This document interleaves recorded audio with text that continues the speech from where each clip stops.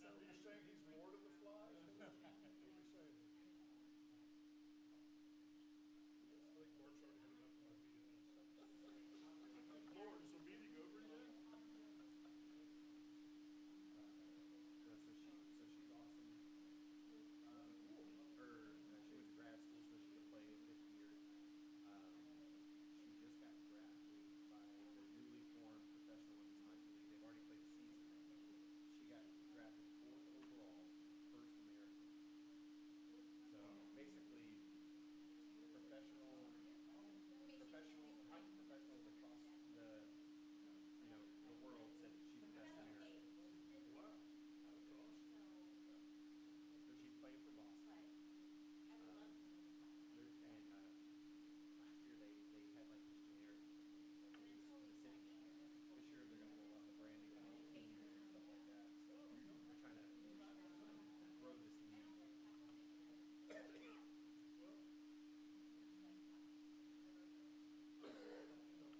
Caitlin Clark.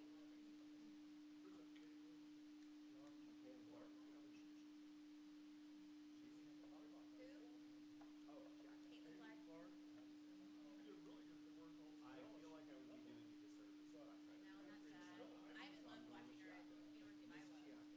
So I'm going with Chiaka. Miss Chiaka. I mean, she's lost 2-3. It seems like they're flying. Well, I had to make sure it was me. You and not me. Yeah, I know. How do you? Thank you, buddy.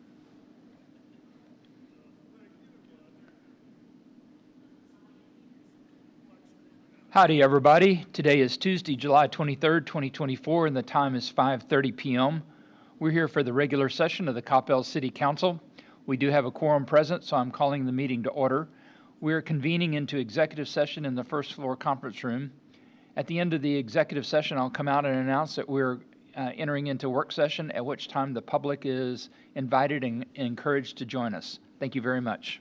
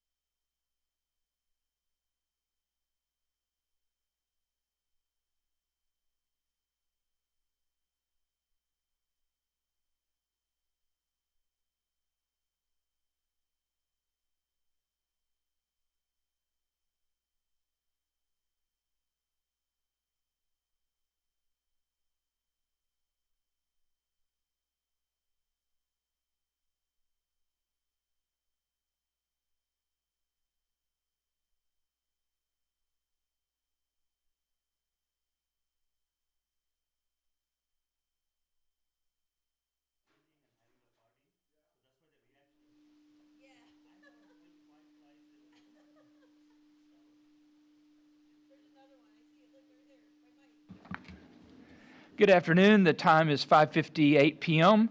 We have adjourned from executive session. We're moving into work session in the first floor conference room. The public is invited and encouraged to join us. Thank you very much.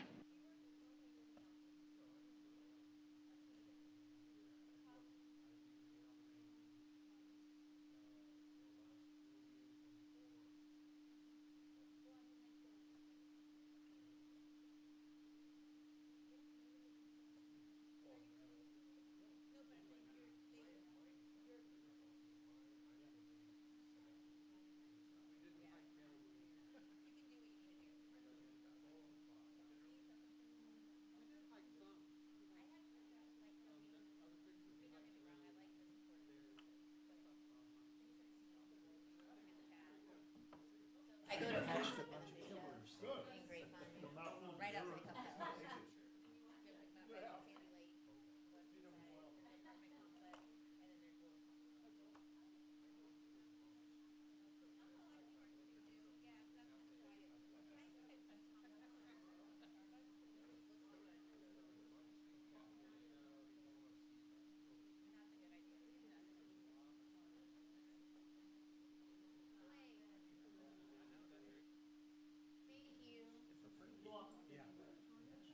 Thank you. I'm just like, he's wasting.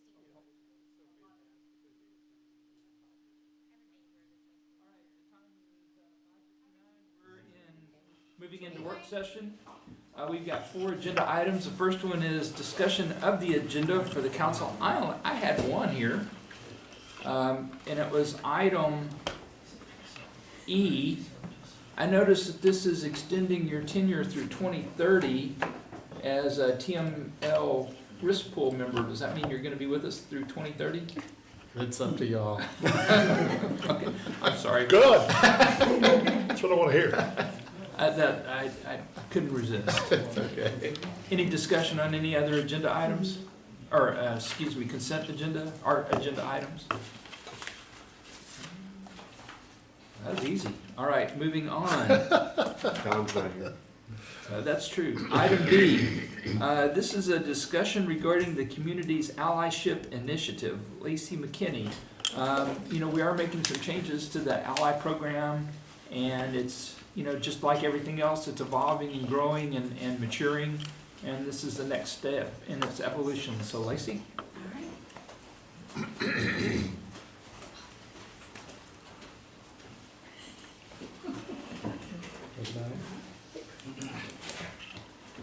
Oh.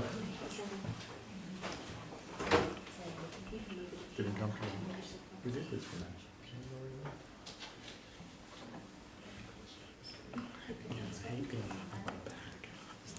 Yeah.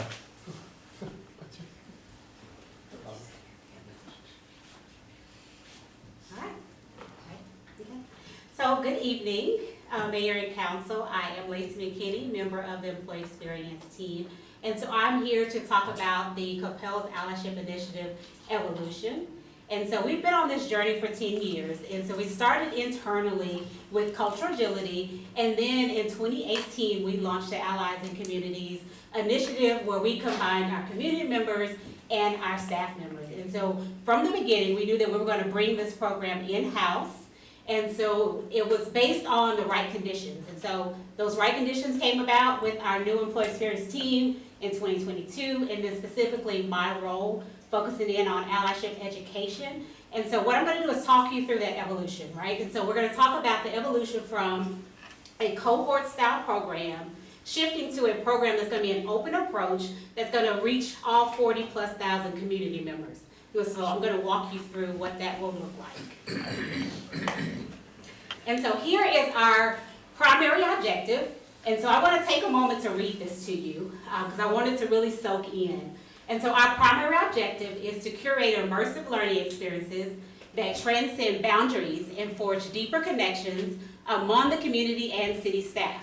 By fostering meaningful interactions, we aim to nurture a more tightly knit community where neighbors know their neighbors, all while encouraging active engagement with the rich tapestry of Coppell's offering. And so this objective is very important because it has specific language in here that aligns with our Vision 2040, right? And so as you're looking at that objective, you start to see where we will have a laboratory of learning. We will have learning opportunities throughout the program. We will have our moments and experiences where community members will be able to foster an inclusive community fabric. And so if we put those two together and you look at Pillar 3, we will be able to create and enhance that unique community oasis through those two, Pillar 1 and Pillar 2. And so what I want to do with the 5-year plan, I want to walk you through this 5-year plan. And so it is a strategic plan that builds upon one another. And so what we look at each year over year, we are introducing a new component of allyship to the community through these years, through the 5 years. And so I'm going to walk you through and share with you and highlight from each year of the program. And so with year one is all about setting that foundation, right? And so what we're doing, the highlight of that program, or highlight of this year, is going to do road shows. And so what we want to do with these road shows, we're going to go out into the community, to our community groups, and do this in small groups of people to start talking about what we are doing, how we are evolving this program. And what we want to do with that is build that first start of our foundational support with those road shows. And so you see on here on the slide there, you see the small list of organizations, but it's many others that we can reach and go out and talk to. But we want to start here with these groups and then build upon that. And so the purpose of those road shows, we want to communicate our commitment to fostering an inclusive community fabric, right? We want to go out to these community groups and talk about the evolution of this allyship program, that shift from a cohort style to an open program that's going to reach 40,000 plus members. We also want these community groups to find their place in this new initiative, to be able to see that early on. And then finally, we want to be able to provide a tangible outcome of Vision 2040 to the community. And so in year 2, we're building upon it, so you'll notice how this starts to build. And so in year 2, the highlight of year 2 is all around a community pledge. And so this community pledge will be social in nature, and so it will be on social media. We will push this out through social media, but we'll also have it where community members will be talking about it and saying that I'm going to uphold this community pledge and say that I will uphold certain behaviors as I'm interacting in the community, as I'm interacting and going to events, and as I'm interacting with staff members. And so I want to give you an example of what this community pledge can look like. And so you may be familiar with the city's cornerstone. And so through the city's cornerstone, it's all about talking about how the city as a city employee will behave, right? And so that's something, an ideal of what the community pledge will look like. You also see the Athenian oath. And so this is a timeless code of civic responsibility. And so this is very familiar oath that is out there. But what I want to specifically point to is the behaviors that we added to the application for cohort 4. And it's simply just saying with these behaviors, it's saying I will uphold and be an advocate for common good. I will be committed to meaningful civic engagement, and then I will balance your own needs with those of the groups. And so this is an ideal of what those behaviors will look like in that community pledge in year 2. And then as we look at year 3, we're continuously building and adding on programs. And so in year 3, we're looking at collaborating with community experiences and expanding what Kaleidoscope looks like. And so now you see Kaleidoscope is a one-day program that's about a couple of hours, right? And so what we want to do is add to that program and introduce a full weekend of celebrating, right? And so we're going to have art, we're going to have dance, we're going to have music, and with the allyship education adding on, we're creating this laboratory of learning. So think about a summit in a nature, right, is what we're trying to add on there for year 3. And so you see how that starts to continuously build upon one another and add something new to the program. And so then in year 4, this is where things start to come together and you see the full program start to form. And so we will continue on with the weekend of celebratory events. We will continue to see the art, the dance, the music around Kaleidoscope, and you'll still see the learning opportunities that will be available over that weekend. But what we want to do here in year 4 is add on some ongoing learning throughout the full program. And so you'll start to see year over year some things that are happening at the beginning of the year, throughout the year, that will lead up to Kaleidoscope is what we are adding in on year 4. And so with these, we're going to do community conversations where community members and staff will be able to engage and connect to one another. Looking at the learning opportunities, we are thinking as doing simple as having kits at the library where families can check those out and take them home, and at the kitchen table can sit and have conversations around allyship education, right? And so we're building upon and adding those type of programs into year 4. And then in year 5, we hope to be at a program that's sustainable. We hope to have a sustainable framework of allyship that is introduced into the community. And so this is what year 5 will look like. It's basically just continuing it on what year 4 will look like. But in year 5, we are looking at refining it, right? And looking at focusing in on what will be sustainable to bring and have into the community year after year. And so we're up to talking about council, right? And council's role in this. And basically what we're saying is continue to do what you always have done, right? And we appreciate your continued support in the programs that we have. And that's basically what we are sharing here about your role. We want you to continue to participate. We want you to continue to engage and show up at the different events. Continue to model the behaviors, and specifically model those behaviors that we're putting forth in the community pledge. And then finally, just tell your neighbor, talk about it, share it, invite them to come along with you and engage in what we have with this new program. And so I want to talk about our milestones. Very simple. We're here today talking and I'm presenting to you about the initiative. And then so the next steps that I will go through is our branding. And so we'll build a brand identity around the program. We're going to start to plan and host our road shows. And then we're going to evaluate year 1 and we're going to start to plan for year 2. And so those are the milestones that will get us all the way through this current year that we're in. So say thank you. So I appreciate you all listening to me, and I appreciate your support. And so if you have any questions, I'm open to them. Great presentation. Thank you. Tracy, huge fan of the Allies program, Cohort 4.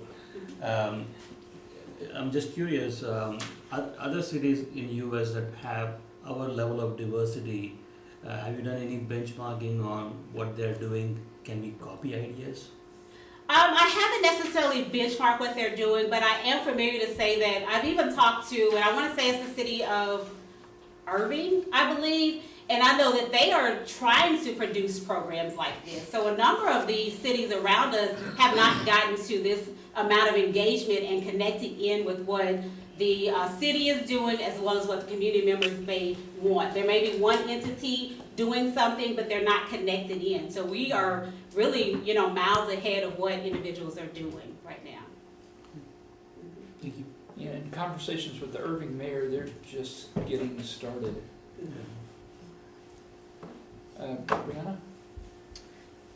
First of all, thank you. I really like this. I love the fact that you thought through, there's kind of baby steps along the way, and so we can measure and be flexible and adaptable as needed, and therefore you kind of have some KPIs to work against, so I really like that. Thank you. I was curious if we are looking to, in any way, collaborate with the school district in any of this. Okay. Yes. So I did not add them to my list of road shows, but they are on my longer list. Okay. And so we do plan to have conversations with them to see how we can connect and collaborate. Okay. Yes. Perfect. Thank you. You should. Yeah, thank you, Tracy, for the presentation. Since 2018, you said we had 4 cohorts, right? Yes. How many students came through that program? Total? So approximately, if we add in our community members and our staff, we've had approximately about 120 individuals go through that program. That's during the COVID we had through Zoom, right? Yes. Including those students? I know Mayor attended one of them. Yeah, it was in 2020. Yeah. It was a tough year. So another follow-up question is, I know Easter egg hunting is no longer, we are doing it, and you said Kaleidoscope we are not doing today, we stopped doing it, right? So Kaleidoscope is a program that is currently still being held, yes. And so what I'm looking at doing is just collaborating with them to extend and expand what they're doing. So that is still gonna function in the same manner with the art, the music, and the dance, but we wanna expand it into a full weekend. So I see that you're only requesting $30,000 for this. I mean, soon we're gonna have 40% of the people who lives in Coppell is gonna be foreign-born people here. Do you need additional funding or for the engagement with the residents here, or these kind of events, or these kind of programs? Sure, so as we go along, we will, kind of look at our funding and measure it across. Right now, that 30,000 is just to start our program, and so to get us through those different milestones. And so start to do the branding, start to plan our road shows. And so as we go year over year and really start to build out those plans fully, we'll be able to see what that financial impact will be. And so yes, I can see it increasing from that 30,000 as we get into the 5-year plan. So we are no longer doing allies in the community. No, we're not. I remember, if it, correct me wrong, it was funded $50,000 or something. It was more. Okay. So we stopped that and we are transferring that fund to this? Well, if I understand your question correctly, instead of spending what we were spending, we're spending less, and it's 30,000 that's in the budget. Okay. Thank you. Lacey, when you got started, I was listening and I was a little concerned that we were going to be, since we were pulling out of the Allies program, that we were going to be cutting down our activities, but we're not doing that at all. We're going to continue with Kaleidoscope. We're going to continue with the other outreach programs. Quite honestly, I see National Night Out as one of them. I see the, of course, Neighbors Helping Neighbors. These are all community-based. So we're not actually pulling back or retreating on any of the existing programs that we're doing. Is that correct? Not at all. Okay. No, we're actually adding to the programs as we build through the years. Okay, thank you. Kevin. Lacey, thank you for the presentation. You're welcome. Really appreciate it. So, Bijou actually asked a question about the 30,000, so I appreciate you kind of asking what that was going to be for. So appreciate them understanding the milestones and kind of how you're going to use that, and then obviously it's kind of like a, repurposing of ally, current allies program and kind of using that funding. So, yes, my question is like, so we've kind of got this like 5-year, outlook, if you will, kind of what you're thinking.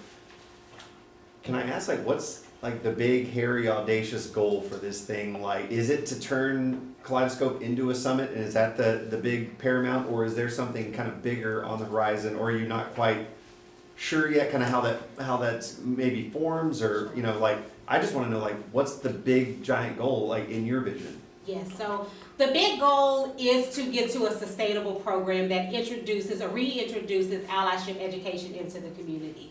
And so what we ultimately want to do is give the community a tangible outcome of Vision 2040. And so I feel like that's, to me, the ultimate goal of what we're trying to reach, is to give the community what they ask for, basically, through the Vision 2040. And so when I look at year 4 and 5 and looking at the full program of a cultural weekend, and then also looking at year-long programs that we can offer, that's where we're trying to go. We want to make this a sustainable program. And so I feel like that's my big goal that we're trying to reach, is to give the community what they want and then bring it to them all year long. Just a follow-up to that, do you have any kind of like vision or idea? Because I think about Kaleidoscope and kind of how that's evolved from, I remember at one time, I think it was Bounce or something, and then it evolved into, this cultural celebration. But I know that people from outside of Coppell come and enjoy Kaleidoscope. So does that, obviously the intent is to, build allies within the community, right? But are there any ambition to like any regional reach or anything like that, or have you even considered that yet? Like what that might look like? That is not something we have considered. Okay. We're focusing in right now at the community level, and then as things come, as this continues to build, we will then address that at that time. Okay. Yeah. Cool. All right. Thank you. Ramesh? Thank you, Mayor. Just wanted to agree with Councilmember Biju that we are a community where there's enough diversity that in the future we need to spend more money. I'm definitely will be supportive of that. And the second point I wanted to make, Mayor, is when I was in Allies, I really enjoyed the fellowship I had with the city staff and first responders. Speaking as a South Asian, I think as a community, it does not intuitively come for us to reach out and network with city staff and first responders. So in the future, as you develop your milestone plan, any ideas you have to bring those residents with city staff and first responders would be a great idea. Yes, so Thank you. that is currently in the plan with our community conversations. We see that as one being a joint effort between our community members and our staff being invited to participate in those conversations. Thank you. Anybody, anything else? Thank you very much. Lacey, we're all very excited or looking forward to seeing how this evolves. We knew that Allies was not going to be the end-all solution. I just saw it as a very good getting our feet wet, and this is the next evolution in that process. So thank you very much for bringing this forward to us. You're welcome. Thank you. All right. Item C is a discussion regarding the retail results and RFP. Just as a reminder, we've got our tour. There's a lot of little pieces that go into retail, and we will be having a larger discussion on Old Town later. But there's a lot of little pieces that we need to get under our belt before we go there.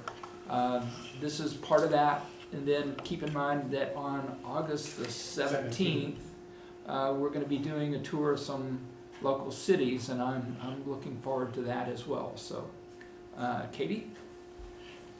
I wasn't sure how to do your last name, so I'm not.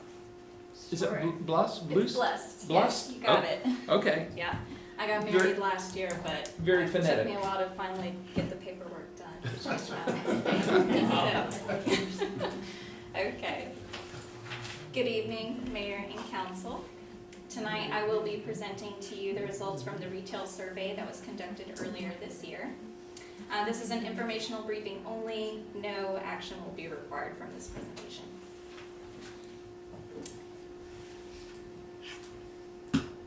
So staff hired On Point Insights to conduct this survey.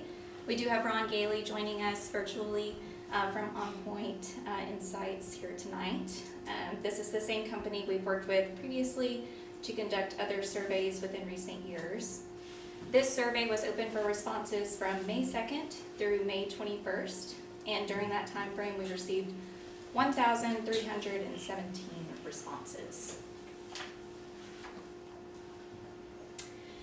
The survey asked a variety of questions regarding dining and shopping behaviors, and it took an average of 6 to 8 minutes for participants to complete. This presentation will go over the most notable findings from the survey. However, if you wish to see anything in more detail, the full survey results are included in your packets, and you should have also received a link to review the results online on the online dashboard. This graph here illustrates the areas in which residents live who took the survey. As you can see, we received the highest response rate from the south central part of the city, followed by the north and northeastern parts of the city.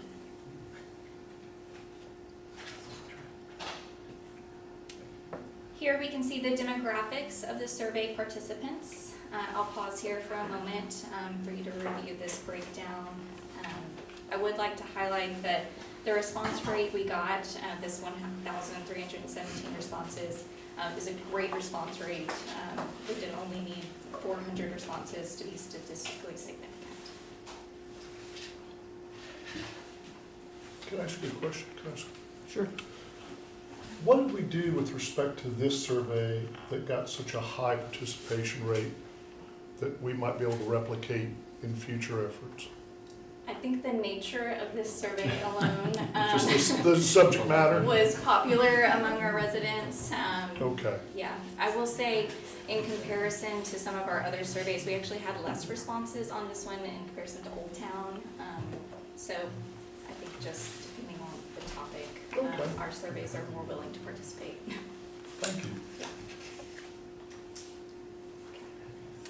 So the next few slides will go over the dining related questions from the survey.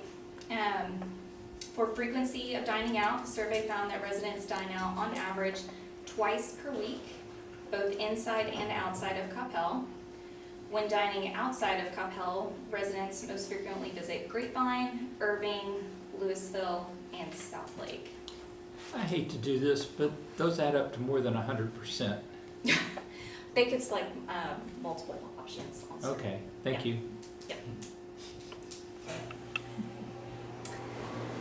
This slide summarizes the most visited restaurants inside and outside of Coppell. Inside Coppell, residents said they are most frequently visiting Anna Mia's, J. Macklin's, McDonald's, San Danielle's, Hemingway's Brunch, Olay's Tex-Mex, and Victor's Woodrow. Outside of Coppell, residents said they are most frequently visiting Chick-fil-A, Cane Razzo, Raising Cane's, Whiskey Cake, Texas Roadhouse, In-N-Out Burger, and New York Pizza.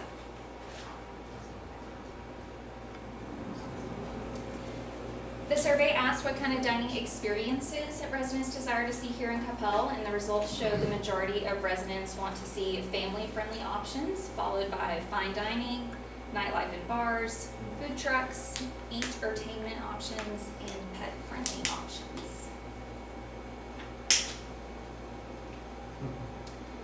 In terms of specific food types desired here in Coppell, our residents said they most desire a Chick-fil-A.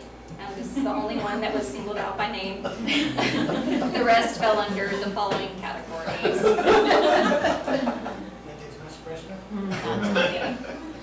Yes, Got he's it. smoking. Okay.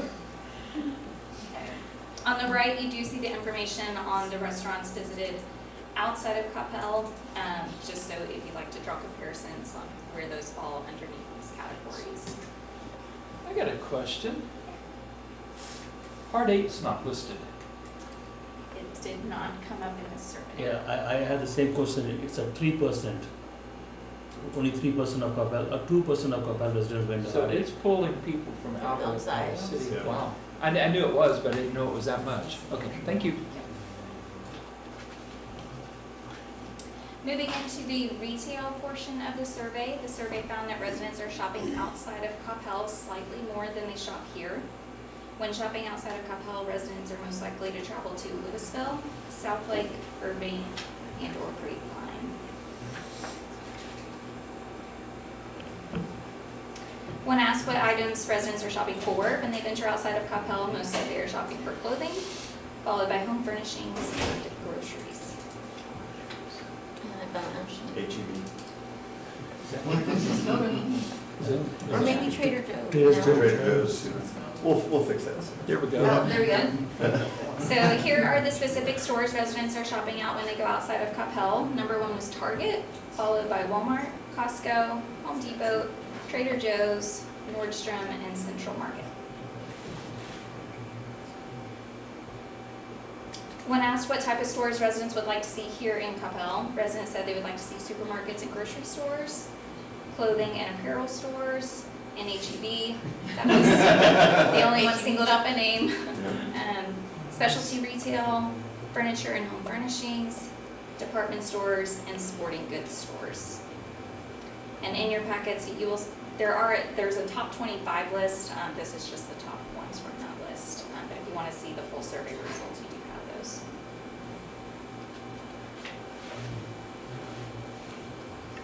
That information does conclude the retail highlights from the survey. Our next step will be to share this information with a retail attraction consultant to determine how feasible it might be to attract some of the desired stores and restaurants mentioned in this survey. We're in the process of recruiting that consultant now, and we should have a proposal for you at a future council meeting on that matter. And with that, I will try to answer any questions you have, or if you have any technical questions on how the survey data was collected or presented, we have Ron Gailey here as well. Jim? So the consultant, so it's just looking at feasibility of what we can attract, not actually go out and headhunt. So the consultant, yes, it'll be they'll be able to give us that information on what's feasible to attract. They also have that just industry-specific knowledge, and they have those relationships with those brands to help us recruiting them as well. Okay, Yeah. thank you. How did ethnic stores, grocery stores, did those pop up on the survey? I don't think so specifically. There were questions in the survey that were you just wrote in your answer, so we could go through the raw data and see if any of those popped up individually, but not enough to Yeah. show up in the highlights. Mayor, one of my biggest disappointment, only 4% of respondents were from South Asian community. So they just didn't care to take their survey, so I'm very disappointed.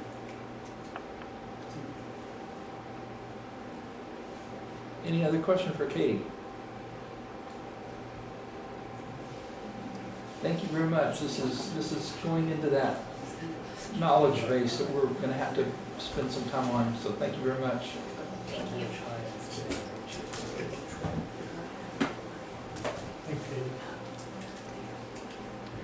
All right. Item D is a discussion regarding vector control. Lue is going to be making the presentation. I got to be honest, when I first heard the word vector, I thought we were talking some algebra and math. So this is a little different definition for vector. And we're right in the middle of mosquito season, so it's very appropriate. So, Lue? Good evening, Mayor and Council. And you're right, vector, first time I heard about it, I've heard about it in a math class. But vector in biology is anything that carries a disease and transmits it to humans. It's called vector. That's correct, I was confused as well. Tonight, I would like to give you an overview of our vector control program and answer any questions you might have. As Assistant Director of Community Development, I have a wide range of duties, including protecting public health and minimizing public nuisance. What I enjoy the most about this program, it serves both purposes. It protects public health and at the same time minimize nuisance for our residents. Let me start by giving you an overview of our program. I can confidently say we have one of the best vector control programs in North Texas. I say this for 3 reasons. Number one, we were one of the first cities in North Texas to establish a vector control program in 2002. And for the last 22 years, we have evolved the program to serve our residents' needs. We also have an experienced staff that has been in the field for a very long time. And third, because of our size, we divided the city to 6 different mosquito management areas, which allow us to cover 100% of residential areas every week. Our staff traps mosquitoes from each of those mosquito management areas on Thursday afternoon. We collect the mosquito samples on Friday morning, send it to Dallas County Mosquito Lab, and we get the results on Monday.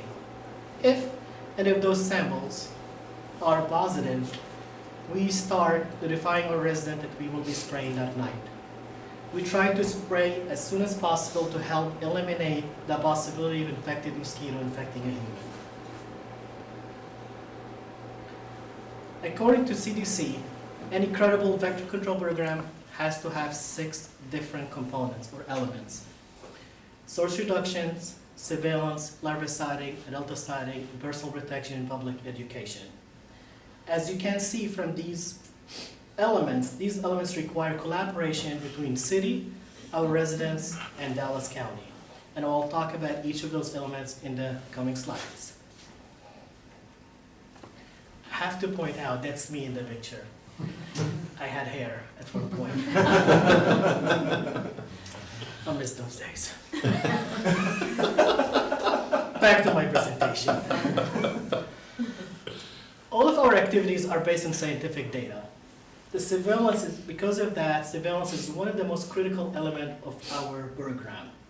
Mosquito surveillance is the means by which we gather information such as population density, species present in the area, and peak seasonal occurrence that will be used to determine operational strategies for our staff. Our staff begins surveillance early in March by walking through our parks, Encore easement, conducting assessment of any areas that could hold water where mosquito can lay their eggs.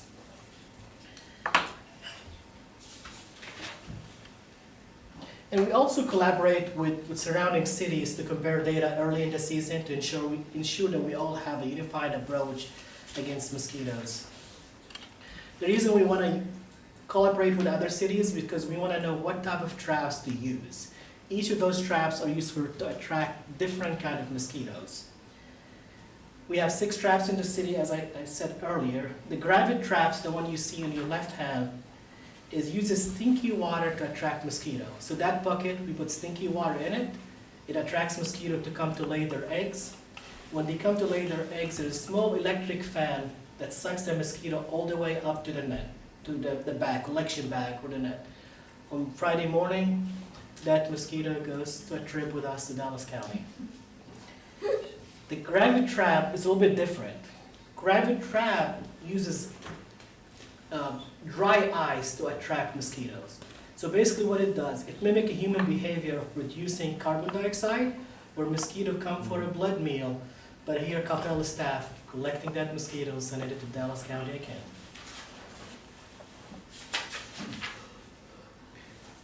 The second element of our program is source reduction.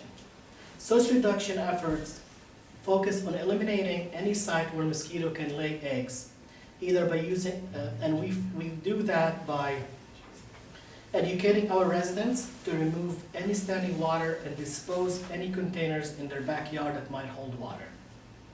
And when asked, we perform courtesy inspection of residents' backyard to ensure that there's nothing in their backyards that could hold water where mosquito can lay their eggs. We also work with other departments like Public Work to modify areas and habitats such as draining ditches where water can be stagnant and attractive to mosquitoes. So Public Work staff always help us with that efforts. Source reduction. In areas where it cannot be modified, we introduce mosquito fish to eat larvae. So we employ mosquito fish for very cheap to eat all the larvae in the pond. It's cost-effective and environmentally friendly approach that we like to use almost anywhere we can. Our third element of the programs is larviciding. The one that you see in the left is what we hand a lot of residents when they come to our office talking about mosquitoes or go to their homes. It's a larvicide that could be safely used by any resident. It lasts for 30 days. On the right side, you see a chemical called Altacid. Our staff is certified to use that kind of chemical that can last up to 90 days. Everything we use, doesn't matter, the one on the left or the right, is ABA approved and species specific, meaning it has no harm to any other insect besides mosquito larvae. Adult deciding. That's what our tools to fight mosquitoes. That's what you see on Monday, on Tuesday night, if you wake up at 1:30 in the morning, see those trucks in your neighborhood. If we identify a mosquito sample in your neighborhood, we have a contract with Dallas County to spray for us. We mainly use an ultra-low volume machine on the back of a truck that drives it in the neighborhood around between 10 and 2 in the morning. In rare instances, when we need to reach a small area, we use a backpack mist blower where a human can walk around in tight spaces and drive for mosquitoes. Our public education element is our fifth element of our program. We are committed to engaging and educating our residents. Therefore, we take every opportunity to communicate with them and keep them informed about the latest activities of mosquitoes, either in their area or in the city. This one, it's yesterday. That's what, if you went to our website, that's what you would see on our website. We also try to reach them in social media too, as well. So this is a Facebook from last week, just telling them exactly where we will be spraying. We also use Everbridge to call anybody that signed up to be notified through our Everbridge. But we cannot do this alone. It's a collaborative effort between the city residents and Dallas County, and that's why we ask our residents to be cautious when they go outside in the mosquito season. We ask them to defend themselves by using insecticide, repellent, and usually we hand those out on city events. We have extra in the office where people come to our office, we give them insecticide. We also ask them to dress in long sleeve and pants and stays indoor between dusk and dawn and drain all stagnant water in their backyards. This is the data. We keep up with a lot of data points to help us determine the best approach to fight mosquito. In this slide, I'm only sharing the last 8 years and 3 data points that we use. We have a lot more data points about mosquitoes, but this shows you the first positive, last positive, and the total numbers for each year. As you see if you look at it, it is what we call the late summer disease, West Nile virus. It usually shows up late in June or early in July and lasts all the way to September. Louis, Yes, sir. the total number is the total number of incidents reported or mosquitoes caught? Positive samples. Positive samples. So we do keep up with, every species of mosquito, how many we collect each week and where we're collecting them. But this specific for this slide is the positive samples that we collect each year. And as I said earlier, it's a collaborative effort between city staff, residents, and Dallas County. So we ask residents to help us through this effort. And those are the 6 different elements that we use to fight mosquitoes in the city. And I'm here to answer any of your questions. Would you happen to have a list of the different levels, the 4 different levels of? I do. So we have, what you're referring to is what we call West Nile Virus Index. We have all this data that I showed you, first positive, last positive, and the number of mosquitoes, positive samples, the number of mosquitoes we're collecting, and what type of mosquitoes we're collecting. It goes into an equation. That equation results in a number. Depends on that numbers, it goes to different 4 levels. For example, level number 1, that's where we at today. Level number 2, it's we start spraying on regular basis, not only when we identify positive samples. Level 3 is when I have to come here to ask you start considering aerial spraying. And level 4, it's when we call CDC in Dallas County to come help us with aerial spraying. Jim? So is the county only attending to unincorporated areas, and each city is responsible for everything within their boundary? Yes, sir. Okay. We've only had one area when we got into level 3 and 4, and that was in 2012, 2012. as I recall. Yeah, I remember the aerial And- spraying. And we actually had a death in the city as a result. So, Not result this spring. Result. I'm sorry, let me rephrase that. We had a death from West Nile virus, and that goes into his equation that moved up the number. I had actually asked, I don't know if this was regularly scheduled or not, but I wanted you guys to at least know that we do have a very formal plan. Louis is very active in the vector control. And if people ask why, there is a escalation stage as the number of mosquitoes, the positive results occur, then we do take different actions. Everything we do is driven by data. Everything we do. So anyway, anybody have any questions for Louis? Well done. Thank you. So anybody know what kind of mosquito that was at the very first stage? A blood-sucking one? That it was. I did. They're all bad. I did release 1 mosquito on fly in this room before my presentation. Just for that fact. Well done. You good? Thank you very much. Thank you. Yeah, thank you. So anyway, I hope this was useful. Yeah. This is, we've got so many different programs that are going in behind the scene that most of the time that we don't even know they're there, and this is one of them. So just to make everybody aware. That is the end of, the time is 6:41. We're at the end of work session. We will move into the council chambers for the regular session of the city council at 7:30. Thank you very much.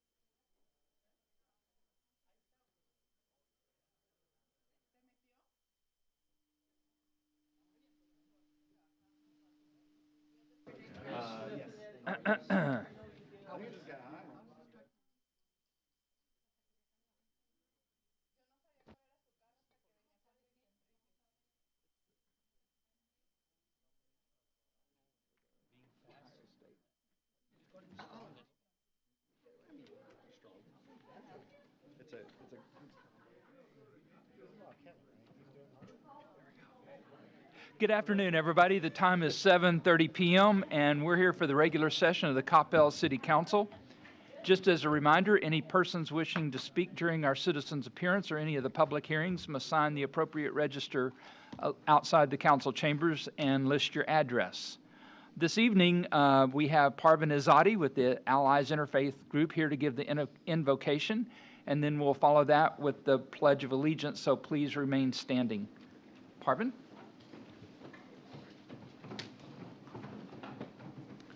Good evening, Mr. Mayor, council members, and guests. I am very honored to be here to share an invocation from the Baha'i Faith. O thou merciful God, O thou who art mighty and powerful, O thou most kind Father, these servants have gathered together, turning to thee, supplicating thy threshold, desiring thine endless bounties from thy great assurance. They have no purpose save thy good pleasure. They have no intention save service to the world of humanity. O God, make this assemblage radiant. Make the hearts merciful. Comfort the bounties of the Holy Spirit.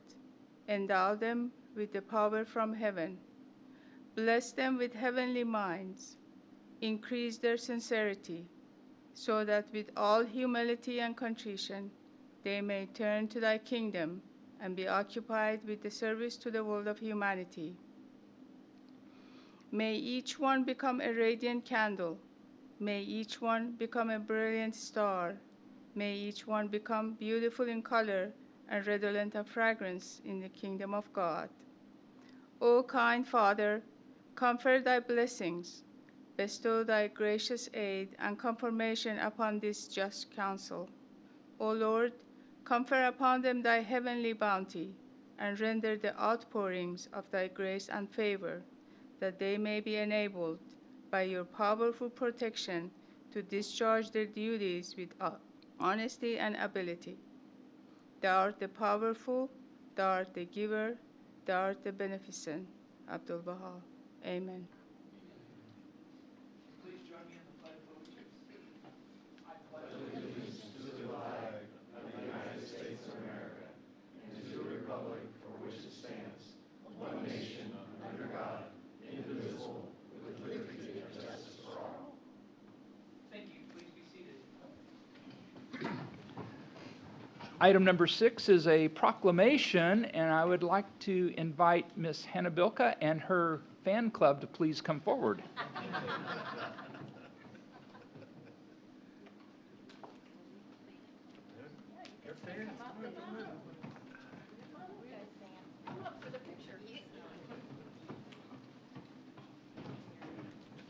Here.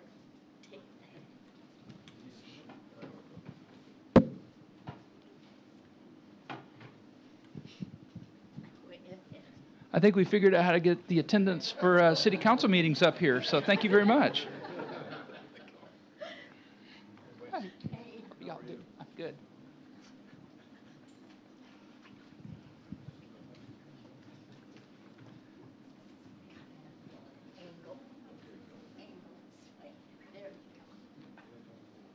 Well, thank you, everybody, for coming out and supporting Hannah. We really do appreciate it. So hear this. Whereas the relentless determination and skill of Coppell's own Hannah Bilka on the hockey rink inspires admiration across the globe, and whereas her fierce passion during her graduate season at Boston College led to 26 points in 21 games, and whereas her unwavering commitment to her team, resilience, and fair play embodies the true essence of sportsmanship, and whereas Hannah will be a key piece to her new team, PWHL Boston, and her leadership on and off the ice has paved the way for future generations of athletes, and whereas Hannah's achievements have brought immense pride to the entire city of Coppell, personifying the spirit of our community and putting Coppell on the map through her exceptional representation. And whereas, let it be known that her achievements stand as a testament to the power of determination and the potential within each of us. Now, therefore, I, Wes Mays, Mayor of the City of Coppell, do hereby proclaim Tuesday, July 23rd, 2024, as Hannah Bilka Appreciation Day in the City of Coppell, and urge all citizens to join me in the City Council in honoring Hannah for her accomplishment for being the first American and 4th overall pick in the Professional Women Hockey League draft and signing with PWHL Boston. In witness thereof, I've set my hand and caused the seal of the City of Coppell to be affixed this 23rd day of July, 2024.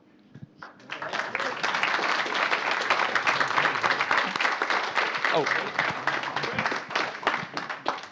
3, 2, 1. Everybody looks great. Camera loves you. Big smiles all around. Huge. Excellent. Oh, beautiful. Thank you, guys. Now,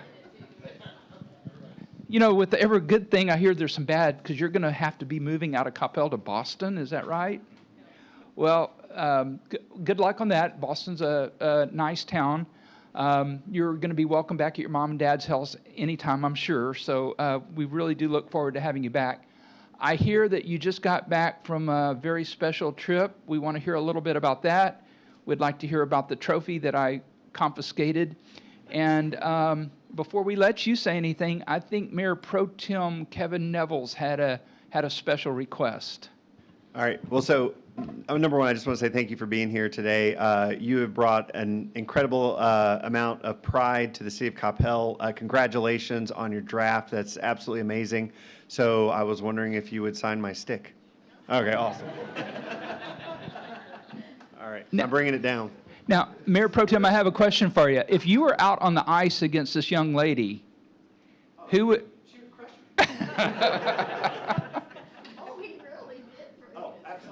you. So what's not clear is Kevin actually plays in a hockey league at least once a... Come on now. Yeah, just right there on the white would be perfect. You play at Farmersburg? I'm over in McKinney, so I play on 2 teams up there. Awesome. Thank you very much. I appreciate it.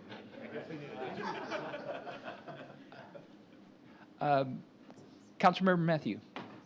Thank you, Mayor. Hannah, congratulations. I know you are going to be part of this PWHL in Boston. I was asking what's the name of the team, and they have not yet named, but they are calling it PWHL. You know, I lived in Boston for 18 years. She went to BC. I went to Boston University, so we have something in common. It's a great place, like Mayor said, to live there. You already know you went to BC, I mean. Congratulations again for being the great pick. 4th pick, is that what I heard? 4th pick? 4th pick, yeah. We are happy and we are proud of you. Thank you.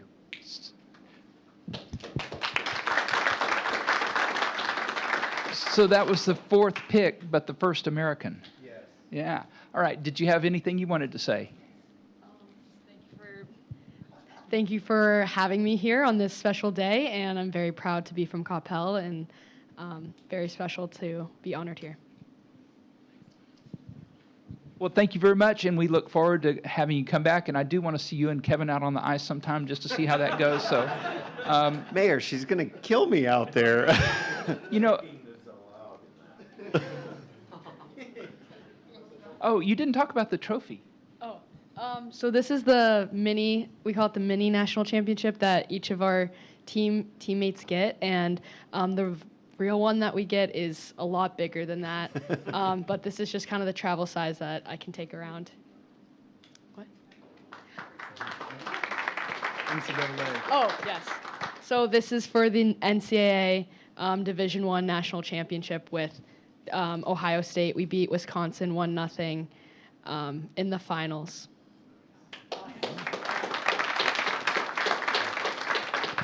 Thank you very much. Thank Thanks. Oh, thanks for having me. Sure enough. Thanks. Thank you, everybody. Okay.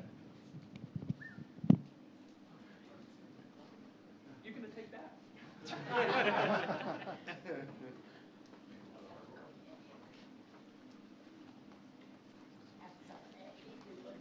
Honey?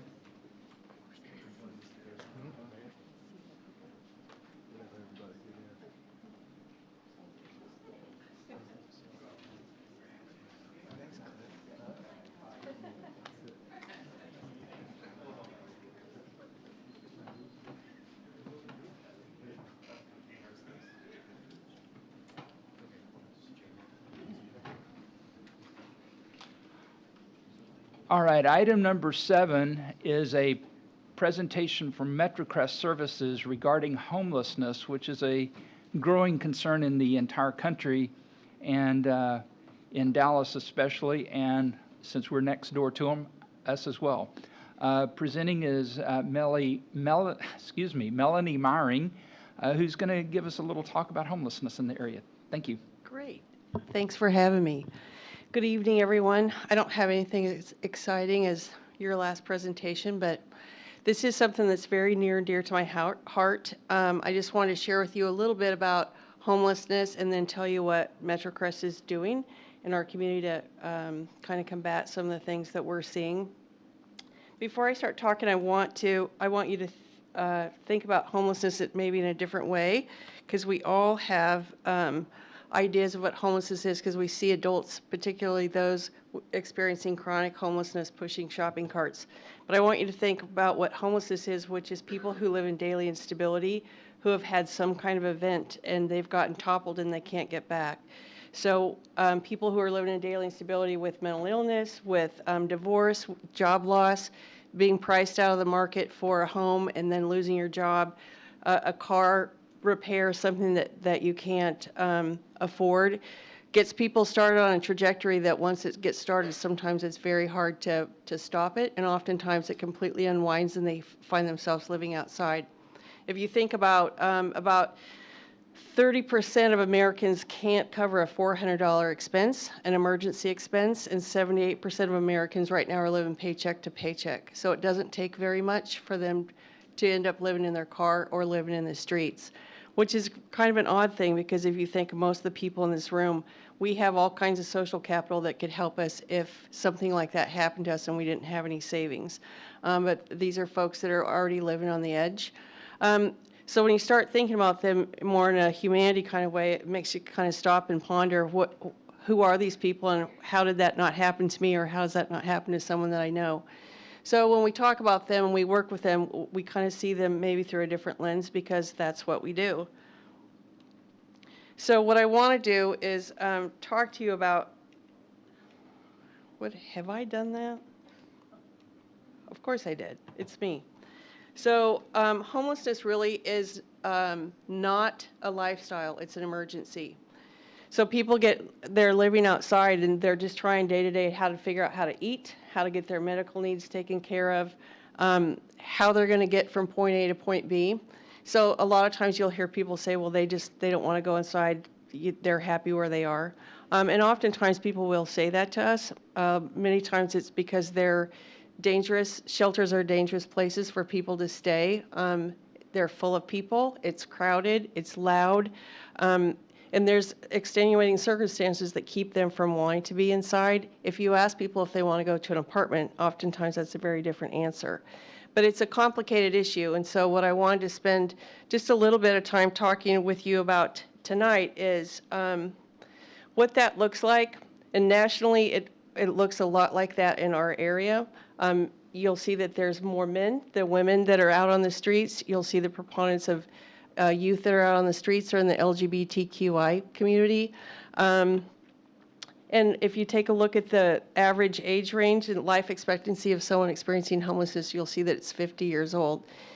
So once you get out on the streets, you age quickly, and oftentimes medical problems will overtake your situation. Okay, I'm not sure how these slides got in here like this, but we're going to talk about this.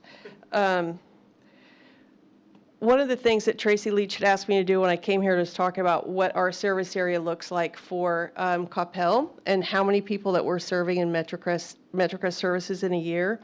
So this last calendar year, we worked with 547 people that were coming into MetroCrest services for some kind of service, whether that was food pantry, whether it's rent and utilities. It could be that they were coming in for financial counseling, for jobs, and it could be that they were people that were living on the streets.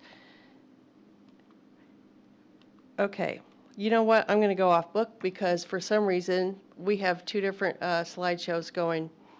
So one of the things that it's important for you to note is that when we meet people that are living out on the street, getting them off the street is really complicated. And I think probably Mayor Mays has been getting an education as he's been going down to Dallas just to see about what do we do with all the people that are living on the street and how does that affect us in Coppell. So when you look at someone who's experiencing literal homelessness, which means they're living in a place that's not meant for human habitation, there's a very stringent process that they have to go through to get back into housing through the COC, because the federal government has two distinct housing programs for them that requires what we would think of as very basic needs like identification, birth certificate, social security card. So when you're living out on the streets and you don't have money and you don't have a computer to order documents, you don't have an address for them to send it to, and you don't have any way to make it to the DMV, just getting a driver's license or some kind of state-issued ID becomes a serious problem, and oftentimes they'll never get it replaced once they lose it. So agencies like MetroCrest helps them get back their documents so we can move them forward, because you actually have to have an ID to get into a shelter. So if you don't have those things, shelter is not an option for you even if they had a bed. So we've got about 5,000 people living on the streets in Dallas every night. We know that from the pick count. But what happens to those numbers is that when you have one number for homelessness, you can almost triple it. And that will really tell the story of how many people are out on the streets. Because those numbers are made by doing a count in one specific time in one night, there's no way that people can canvass all of the streets and find the people who are living outside. So those numbers kind of float. And there's about 582,000 people they're saying on the streets in this country, but you really need to triple it. Even if you just looked at the encampments in Los Angeles, you would be well over 100,000 people. So, but that looks different in our area, right? Because we go do a pick count and we look for folks that are living in our area and count them. But you get to Coppell and you might have 6 people. And people will say, well, we don't have a problem with homelessness, but it only takes one person that's living on the sidewalk or sleeping on the sidewalk to alarm people, because it's scary, it's unknown, people don't know how to deal with that. So for folks that are living outside, really the process starts for them with agencies like ours, and there's really a very limited thing that we can do with them. One is that we go out on street outreach, and we're going out to look for people to meet them where they are, whether that's underneath a bridge, living in their car, staying on the sidewalk. We want to see who they are and what they need. So we want to say, you know, I'm Melanie from MetroCrest. How can I help you? What are you doing out here? How did you get here? And then from there, it's like, do you want to go to shelter? And if that is, then we have to find a shelter that has a bed. And I just told you that there's about 5,000 people living on the streets in Dallas. There's 2,000 shelter beds. I may be a social worker, but that math doesn't add up very well. So if you get into inclement weather and it's really hot or it's really cold, no one leaves the shelter because they're not going to give up a bed. So even if they wanted to go in, the chances are very, very slim. And if they come and ask you for shelter at 1 o'clock in the afternoon, it's done. Every shelter in town's already done all of their intakes. There isn't a bed. So we can talk to them about shelter. We can talk to them about getting on the housing list. We currently have about 38 people in the housing list right now, and they'll sit there upwards of a year before they get placed. If you're a veteran, you can get placed in housing sooner. And the other thing that we're really working hard on, and what I'm really proud of, is our diversion services. And that is there a place that we can get you where you will no longer be experiencing homelessness? We know that you're going to be out on the streets or in a shelter for over a year to get housed, But if we sent you back to Cincinnati, is there a family member that you could stay with? Is there someone in Chicago where you came from that would take you in if you could get there? Because people get stuck here geographically. Sometimes so buying bus tickets, this is one of the ways that we can get people back to where they came from in a way that they will no longer be staying on the streets. So we look at street outreach, we have diversion. Document procurement is a huge thing in what we do. It takes about 8 weeks to get somebody their documents because you have to start all over many times with just getting a birth certificate and then getting a social security card. And those kinds of things take money, so we will be working with people for months sometimes before they have those, but once you have your documentation, you can actually get a job. You can get into a shelter. You can get housed if that's the route that you're wanting to go. So we spend a lot of time trying to figure out what it is you need and how do we get you there. Let me see what we've got here. So one of the things that we talk about in all the presentations that we do for cities and for the community is what can you do and what can't you do. It's not illegal in this country yet to be experiencing homelessness. And there's a lot of different cities that are taking different measures to get people off the streets, not panhandling, so they're not sleeping, so they're not camping somewhere, where they're not staying in places that are not meant for human habitation. But I'm here to tell you tonight that we can't arrest people out of homelessness. We can't ticket them enough and we can't put them in jail. It takes about $40,000 a year to keep someone out on the streets. What they've done is they've taken a look at what it costs for average medical, police, fire, jail, to keep people out unhoused. And I keep thinking to myself, what would happen if we had $40,000 for every single person that we work with at MetroCrest? To date this year, we've worked with over 800 people. And that's just in our service area, which is Carrollton, Farmers Branch, Addison, and Coppell. We've got 38 people on the waiting list, and we have diverted 31 people, which includes about 42 with the families that we've sent back to places where they are no longer experiencing homelessness or living in their cars. Those are pretty impressive stats for our little team. There's 2 full-time staff and myself, and then we have about 14 volunteers who go out with us on the streets to meet people where they are and say, hey, there's somebody that sees you, what do you need, and how do we get you there? Living here isn't really an alternative and a very good solution. We want you somewhere where you're housed and you have the freedom to make choices for yourself and make whatever kind of life you want. Let me see, this was a skeleton presentation that I sent. And I don't know why we have this looking like this. So here's the things that we do with diversion, outreach, emergency shelter, and supportive housing. This gentleman here was living outside for about 5 years, and he had lived in Carrollton his whole life. So the myth that people are traveling around to experiencing homelessness really doesn't exist. People, Houston, Texas has one of the best homeless response programs in the country, and people aren't teaming on buses to go down there. People typically become homeless within 2 miles of where they lived. That's aside from people who get stuck here geographically, and we see that all the time in the services that we provide in our area. So what we do when we ask people, how do we get involved? We ask people to come out and go on the streets with us and see people where they are. We ask people to come and volunteer at the showers. We have street side showers that comes to Carrollton on Fridays. What we want to do is restore dignity and hope and build a relationship and hope that will allow them to trust somebody to get them somewhere different. Because that's what we want for folks, but we can't make them do something they don't want to. So it's all about the relationship. We have currently about 14 volunteers, and 4 of them are from Coppell that come over every single week to go out on the streets with us and meet our people at the showers. Lovely people, and we couldn't do the work that we do without volunteers. And that's something that we're always looking for. Who's willing to go out there and just say, hey, I see you as a human. What can we do for you? And then we have some great groups that come and they put food packs together for us, and they make sure that we have coats in the winter for those that are outside, because we don't want to help people stay outside, but we also don't want them to freeze to death in our area. We want to make sure that they're okay and again, help them get somewhere different. So that's a very short presentation for something that I could talk about for hours, but I thought you might have some questions, and I'm happy to answer anything that you might have.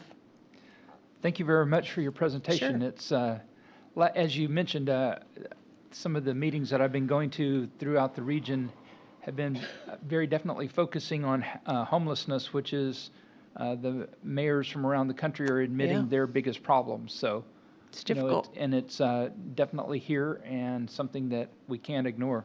Council, do you have any questions? Councilmember Matthew. Thank you, Mayor. Melanie, good to see you. Thank you for the presentation. I do hear from her a lot in the MetroCrest board meetings every 2 months. I'm proud to serve on the city liaison to the MetroCrest, so I hear a lot more numbers. My question for you is, when the residents see a homeless person in Coppell, they sometimes call the police. And how do you work with the police department in Coppell? Can you explain that to the residents who's watching online? Sure. We have a good relationship with the folks, all of the city services in Coppell. The police officers, we're talking with them about doing some more training, but what we do with all the cities that we serve is if there's a concern and the police officers want some help, we'll go out and meet them with the folks and where they live and see what we can do to help get them off the streets and get them started. We also have officers that will bring folks over to MetroCrest if folks get stuck and they don't really know where they're going. And they'll bring them over so we can just start engaging in that kind of relationship. You have a really nice group of folks that work over here that are really compassionate about the people that they meet living on the street. So their communication is high and they're always wanting to figure out how they can serve them better and work in conjunction so we can do something to move them forward.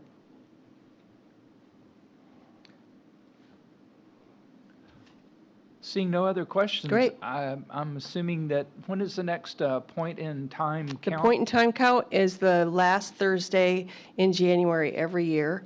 HUD sets that precedence, so that's the time they count for the entire country. And any community that is served by the continuum of care, which is housing forward for us here in Dallas County, is tasked with doing a point in time count in the area where we serve. So we get all kinds of volunteers to go out, and at a defined area and point in time, we'll go out and do interviews with folks that we find living on the streets. And that's where we start getting our numbers. And then they'll count folks that are also in the shelter. Okay. Thank you. Councilmember Prem Kumar. I'm just curious, you said the third Thursday in January? It's the fourth Thursday of January every year. Is there a reason why we pick the coldest time of the year to do that? They pick it because it's the coldest time of the year. Specifically, they do that because they think that it will drive more people into warming stations and shelters, so they'll be easier to find and easier to count. All right. Well, thank you very much. I know that this topic is not going to go away anytime soon, No. and we expect to be more actively engaged in the future. Well, thank you for having me. I appreciate it. Thank you very much for everything that you and MetroCrest do for us. Okay, item number 7 is our citizens' appearance. Did we have anybody sign up to speak? No. Okay. Seeing none, we're going to skip over the reading of that. And number 9 is our consent agenda.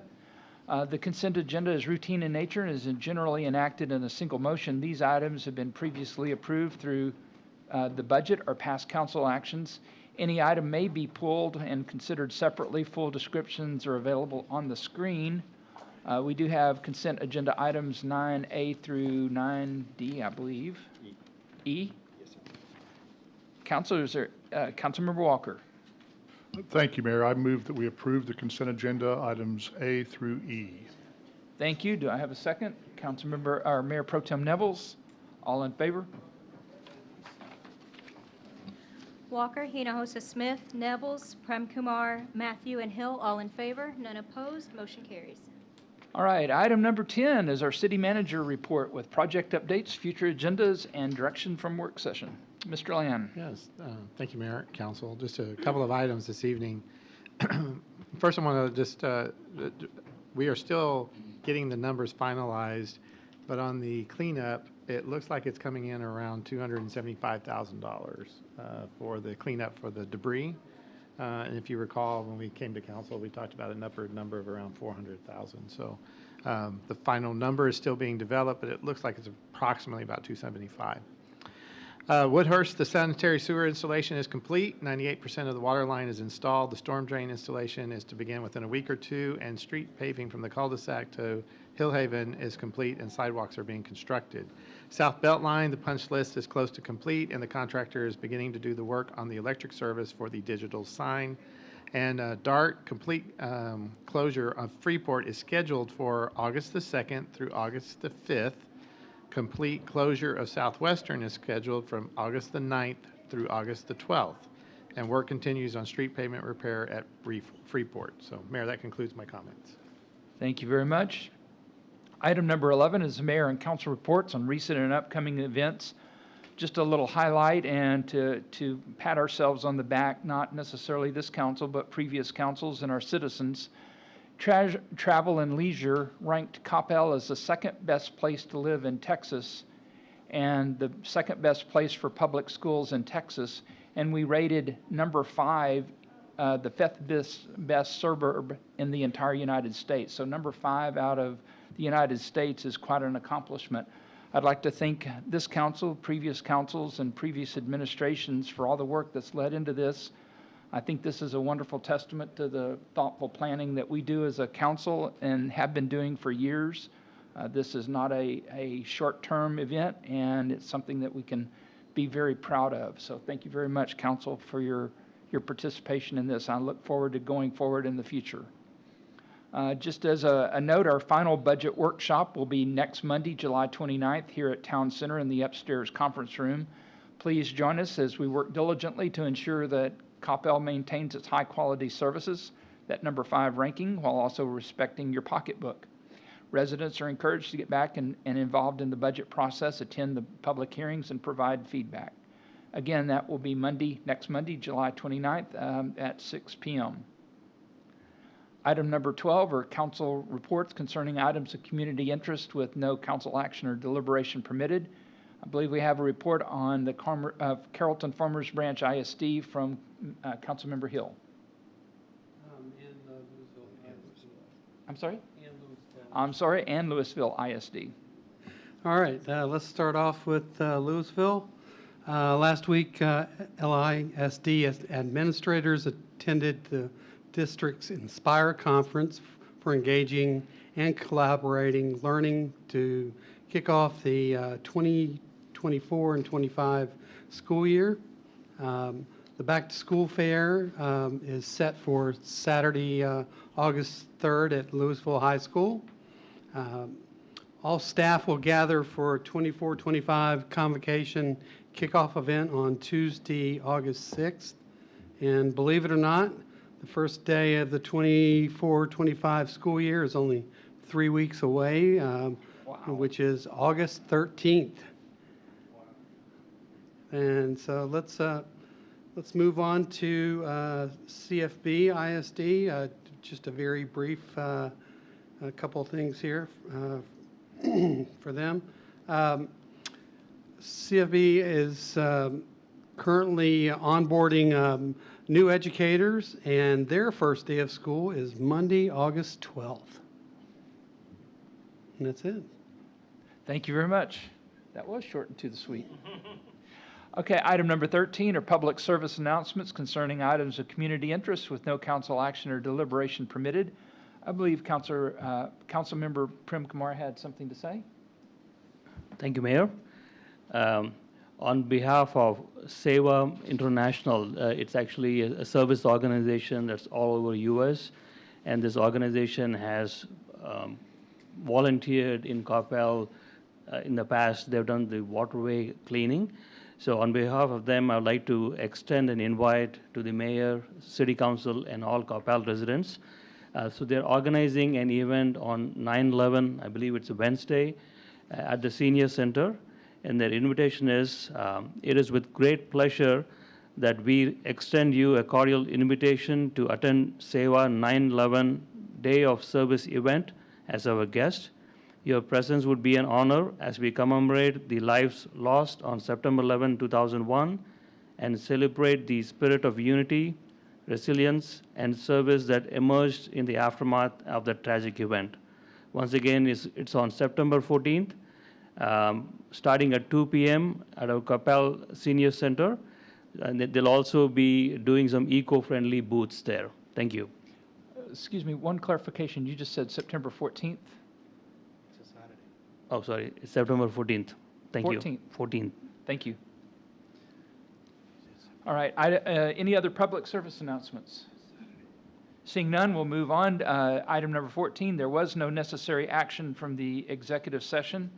So there being no further action before this council, we are adjourned at 8:05 p.m.